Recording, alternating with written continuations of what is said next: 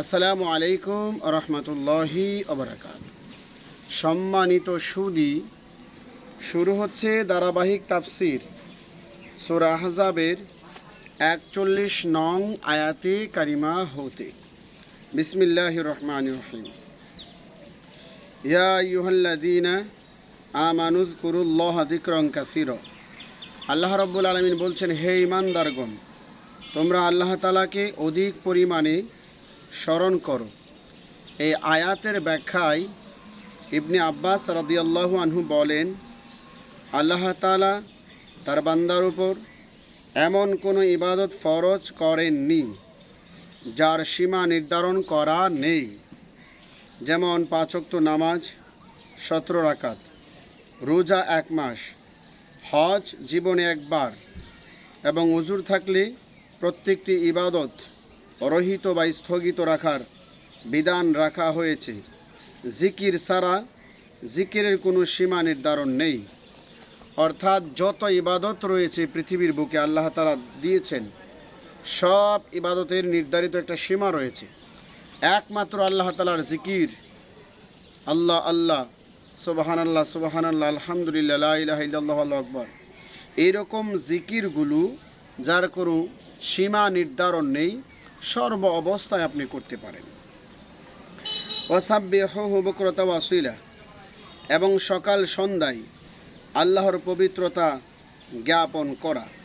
জিকিরের পরে পবিত্রতা জপনা করার অর্থ সলাত আদায় করা। বুকরা অর্থ ফজরের নামাজ, অসিলা শব্দের জোহর, আসর, মাগরিব, ইশার নামাজ। মুজাহিদ বলেন, জিকির হচ্ছে সুবহানাল্লাহি আলহামদুলিল্লাহি ওয়া লা ইলাহা ইল্লাল্লাহু আল্লাহু আকবার, অথবা লা হাওলা ওয়া লা কুওয়াতা ইল্লা বিল্লাহিল আলিয়্যিল আযীম, এই জিকিরগুলো। এরপরে আল্লাহ তাআলা বলেন, হুয়াল্লাযী ইউসাল্লি আলাইকুম ওয়া মালাইকাতুহু লিইখরিজাকুম মিনাজ যুলুমাতি ইলান নূর ওয়া কানা বিল মুমিনিনা রাহিমা। আল্লাহ রাব্বুল আলামিন বলেন, তিনি সেই আল্লাহ যিনি তোমাদের উপর রহমত বর্ষণ করেন এবং তার ফেরেশতারা তোমাদের জন্য ক্ষমা প্রার্থনা করে, যাতে করে তিনি তোমাদের অন্ধকার হতে আলোর দিকে নিয়ে আসতে পারেন এবং মুমিনদের প্রতি দয়াময়। অর্থাৎ আল্লাহ রাব্বুল আলামিন ফেরেশতাদের মাধ্যমে আমাদের ক্ষমার ব্যবস্থা রেখেছেন। নবী রাসূলের দোয়ার মাধ্যমে, জিকিরের মাধ্যমে, তাসবিহ তাহলিলের মাধ্যমে, তাওবার মাধ্যমে আমাদের ক্ষমার ব্যবস্থা করেছেন। তাহিয়াতুহুম ইয়াওমা ইয়ালকাউনাহু সালাম ওয়া আ'আদ্দা লাহুম আজরান কারীমা। সেই দিন, যেদিন তারা আল্লাহর সাথে সাক্ষাৎ করবে, সেদিন তাদের অভ্যর্থনা হবে সালাম। আল্লাহ তাআলা তাদের জন্য প্রস্তুত রেখেছেন সম্মানজনক প্রতিদান। বারা ইবনে আজিব রাদিয়াল্লাহু আনহু এই আয়াতের ব্যাখ্যায় বলেন, ফেরেশতারা যেদিন জান কবজের জন্য উপস্থিত হবে, সেই দিন তারা মুমিনদের সালাম দেবে। ইবনে মাসউদ রাদিয়াল্লাহু আনহু বলেন, মালাকুল মাউত যখন মুমিনদের জান কবজের জন্য উপস্থিত হবে, তখন বলবে, নিশ্চয় আল্লাহ তাআলা আপনাকে সালাম বলেছেন। অন্যান্য মুফাসসিরিন বলেন, মুমিনগণ যখন কবর থেকে বের হবে, তখন তাদেরকে ফেরেশতারা সালাম জানাবে। এই কথাগুলো মাআলিমুত তানজিল তাফসীরের মধ্যে রয়েছে। এরপর আল্লাহ তাআলা বলেন, ইয়া আইয়ুহান নাবিয়্যু ইন্না আরসালনাকা শাহিদাও ওয়া মুবাশশিরাও ওয়া নাযীরা। হে নবী, নিশ্চয় আপনাকে আমি পাঠিয়েছি সাক্ষী ও সুসংবাদদাতা এবং ভয় প্রদর্শনকারী হিসাবে। আয়াতের ব্যাখ্যা করা হয়েছে, নবী রাসূলগণ যে সঠিকভাবে দাওয়াত প্রচার করছেন, এ বিষয়ে হাসরের ময়দানে পূর্ববর্তীগণ মুহাম্মদ সাল্লাল্লাহু আলাইহি সাল্লামকে সাক্ষী মানবেন। মুহাম্মদ সাল্লাল্লাহু আলাইহি সাল্লাম নবীদের পক্ষে সাক্ষী দিবেন। এই জন্য মুহাম্মদ রাসূলুল্লাহ সাল্লাল্লাহু আলাইহি সাল্লামকে সাক্ষী বলা হয়েছে এবং তিনি সাল্লাল্লাহু আলাইহি সাল্লাম ঈমানদারগণকে জান্নাতের সুসংবাদ দিচ্ছেন এবং অবিশ্বাসীদেরকে জাহান্নামের ভয় প্রদর্শন করছেন। ওয়া দাঈয়ান ইলাল্লাহি বিইذনিহি ওয়া সিরাজাম মুনীরা, এবং তিনি আল্লাহ তাআলার অনুমতি সাপেক্ষে আল্লাহর দিকে আহ্বানকারী এবং উজ্জ্বল আলো হিসাবে প্রেরিত হয়েছেন আমাদের নবী আল্লাহ তাআলার হুকুমেই। এরপরে আল্লাহ তাআলা বলেন, অবাশশিরিল মুমিনিনা বিআন্না লাহুম মিনাল্লাহি ফাদলান কাবীরা। আপনি মুমিনদেরকে সুসংবাদ শুনিয়ে দিন, নিশ্চয়ই তাদের জন্য রয়েছে আল্লাহর পক্ষ হতে বড় অনুগ্রহ। একটি মানুষ সারা জীবন যা আয় করে তাদের কোনোভাবেই সোনার ওপর ইট, সোনার ওপর ঘর বানানো সম্ভব না। কিন্তু দুনিয়ায় যদি কোরআনের দেখানো রাস্তায় চলা হয়, প্রিয় নবীজির কথা মান্য করা হয়, সোনার ইট দ্বারা নির্মিত, রূপার ইট দ্বারা নির্মিত জান্নাত পাওয়া যাবে। ওয়ালা তুতিইল কাফিরিনা ওয়াল মুনাফিকিনা ওয়াদা আযাহুম ওয়া তাওয়াক্কাল আলাল্লাহ ওয়া কাফা বিল্লাহি ওয়াকিলা। আপনি কাফির মুনাফিকদের আনুগত্য করবেন না এবং তাদের নির্যাতন উপেক্ষা করবেন এবং আল্লাহর উপরে নির্ভর করবেন এবং আপনার কর্ম বিধায়ক হিসাবে আল্লাহ তাআলাই যথেষ্ট। আপনার কর্ম বিধায়ক, আপনার বন্ধু, আপনার পক্ষে সকল ধরনের বিপদ আপদ থেকে মুক্ত করার জন্য আল্লাহ তাআলাই যথেষ্ট। ইয়া আইয়ুহাল্লাযীনা আমানু ইযা নাকাহতুমুল মুমিনাত সুম্মা তাল্লাকতুমুহুন্না মিন ক্বাবলি আন তামাসসুহুন্না ফামা লাকুম আলাইহিন্না মিন ইদ্দাতিন তা'তাদ্দুনাহা ফামাত্তিউহুন্না ওয়া সাররিহুন্না সারাহান জামিলা।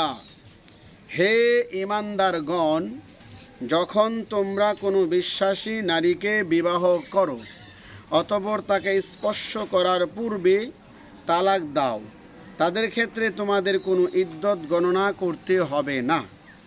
তাদেরকে তোমরা জীবন সামগ্রী দান করো এবং সুন্দরভাবে বিদায় করো। এই আয়াতে আল্লাহ রব্বুল আলামিন বলছেন, হে ঈমানদার পুরুষেরা, যখন তোমরা কোনো ঈমানদার নারীকে বিবাহ করো, তার সাথে সহবাস করার পূর্বেই যখন তাকে ছেড়ে দিতে চাও, তখন তোমাদের ইদ্যতের জন্য গণনার প্রয়োজন নাই, কারণ তাকে তুমি স্পর্শ করো নাই। তাকে সম্মানের সাথে, সামাজিকভাবে ইজ্জতের সাথে বিদায় করে দাও। এরপরে আল্লাহ রব্বুল আলামিন সূরা আহজাবের 50 নং আয়াতে কারিমায় বিশাল বিশদ একটি আলোচনা করেছেন। আল্লাহ তাআলা বলেন, ইয়া আইয়ুহান নাবিয়্যু ইন্না আহলালনা লাকা আজওয়াজাকা আল্লাতী আতাইতা উজুরাহুন্না ওয়া মা মালাকাত ইয়ামিনুকা মিম্মা আফা আল্লাহু আলাইকা ওয়া বানাতি আম্মিকা ওয়া বানাতি আম্মাতিকা ওয়া বানাতি আম্মাতিকা ওয়া বানাতি খালিকা وبنات خالاتك اللاتي هاجرن معك وامرأة مؤمنة إن وهبت نفسها للنبي إن أراد النبي أن يستنكحها خالصة لك من دون المؤمنين قد علمنا ما فرضنا عليهم في أزواجهم وما ملكت أيمانهم لكي لا يكون عليك حرج ওয়াকান আল্লাহু গফুরুর রহিমা।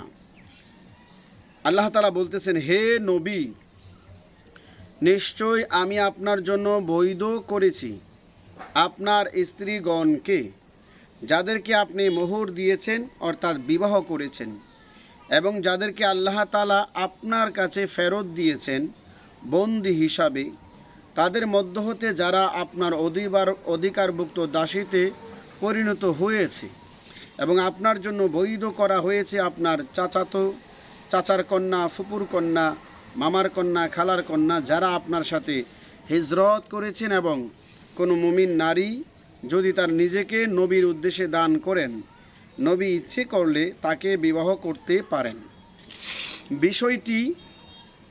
এই বিষয়টি অন্য মুমিনদের ছাড়া আপনার ক্ষেত্রে সীমাবদ্ধ রাখা হয়েছে, অর্থাৎ এই বিষয়টা সবার জন্য না, শুধু আপনার ক্ষেত্রে কোনো নারী যদি বলে, ইয়া রাসূলুল্লাহ, আমি আপনার স্ত্রী হতে চাই, আর আপনার যদি সম্মতি থাকে, আপনার জন্য এটা হালাল করা হয়েছে।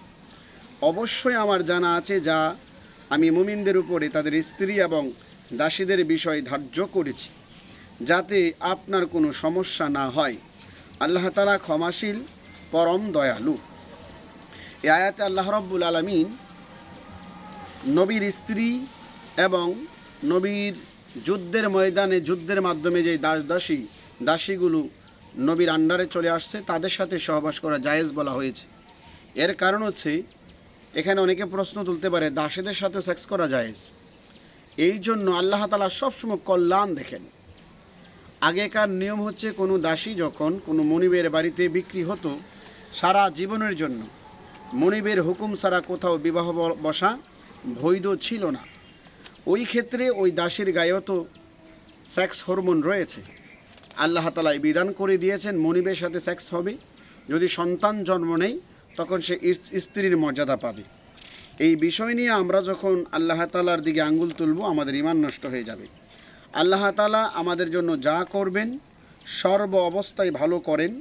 আল্লাহ তাআলা কখনোই মন্দ করেন না। এই বিশ্বাস নিয়ে আমরা জীবন পরিচালনা করতে হবে। এরপরে আল্লাহ রব্বুল আলামিন 51 নম্বর আয়াতে বলেন, তুরজি মান তাশাউ মিনহুন্না ওয়া তু'ভি ইলাইকা মান তাশাউ ওয়া মান ইবতাগাইতা মিম্মা আযালতা ফালা জুনাহা আলাইক যালিকা আদনা আন তাকাররা আ'য়ুনুহুন্না ওয়া লা ইয়াহজান্না ওয়া ইয়ারদাইনা বিমা আতাইতাহুন্না কুল্লুহুন্না আল্লাহু ইয়ালামু মা ফি কুলুবিকুম ওয়া কানা আল্লাহু আলিমান হাকিমা। এই আয়াতে আল্লাহ রাব্বুল আলামিন বলছেন, তাদের মধ্য হতে আপনি যাকে ইচ্ছা দূরে রাখতে পারেন, নবীর স্ত্রীদের মধ্যে যাকে ইচ্ছা কাছে রাখতে পারেন, এবং যাকে আপনি দূরে রেখেছেন তাকে আপনি ডেকে নিতে পারেন, তাতে আপনার কোনো অপরাধ হবে না। ইহা তাদের সন্তুষ্টির নিকটতর হতে পারে এবং তারা চিন্তামুক্ত হতে পারে, এবং আপনি যা তাদেরকে দেন তাতে তারা সবাই সন্তুষ্ট হতে পারে। এবং আল্লাহ তাআলা জানেন যা কিছু তোমাদের অন্তরে আছে। আল্লাহ তাআলা জ্ঞানী এবং কৌশলী। অর্থাৎ, হে রাসূল, আপনার স্ত্রীগণকে নিয়ে আপনি যখন সংসার করেন, যুদ্ধের ময়দানে যাওয়ার সময় আপনি যে কোনো স্ত্রীকে মনে চায় তাকে আপনি আপনার সাথে নিতে পারেন। এতে আপনার জন্য কোনো সমস্যা নেই, গুনাহ হবে না।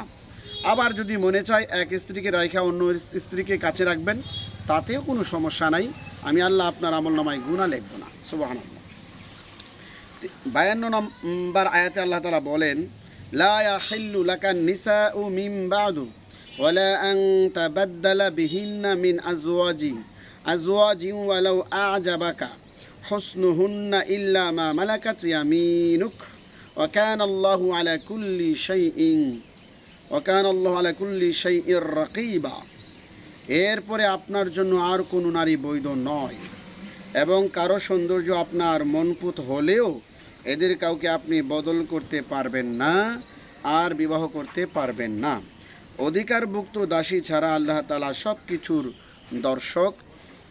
এই আয়াতের ব্যাখ্যায় ইবনে আব্বাস রাদিয়াল্লাহু আনহু বলেন এবং কাতাদা রাদিয়াল্লাহু আনহু বলেন, রাসূল সাল্লাল্লাহু আলাইহি সাল্লাম যখন স্ত্রীদের স্বাধীনতার কথা জানালেন, তখন স্ত্রীগণ আল্লাহ এবং রসুল আখিরাত গ্রহণ করলেন। তখন আল্লাহ তাআলা তাদের প্রতি সন্তুষ্ট হলেন, তাদের উপরে আর কোনো স্ত্রী গ্রহণ করতে রাসূল সাল্লাল্লাহু আলাইহি সাল্লামকে নিষেধ করলেন। অর্থাৎ আল্লাহ রসুল সাল্লাল্লাহু আলাইহি সাল্লামের উপরে নবীর স্ত্রীরা দুনিয়াবি কিছু খরপুশ দেওয়ার জন্য দাবি জানালেন। এরপরে রসুল সাল্লাল্লাহু আলাইহি সাল্লাম বললেন, তোমরা যদি পরকাল চাও তাহলে আমার কাছে যেভাবে আছে সেভাবে আমি দেব, তোমরা সন্তুষ্ট থাকতে হবে।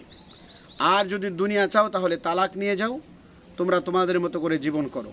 তো প্রত্যেক স্ত্রী, আম্মাজান আয়েশা সর্বপ্রথম বলেছে, আমি আল্লাহ রসুলকে বেছে নিলাম। তো রসুল সন্তুষ্ট হয়ে গেলেন।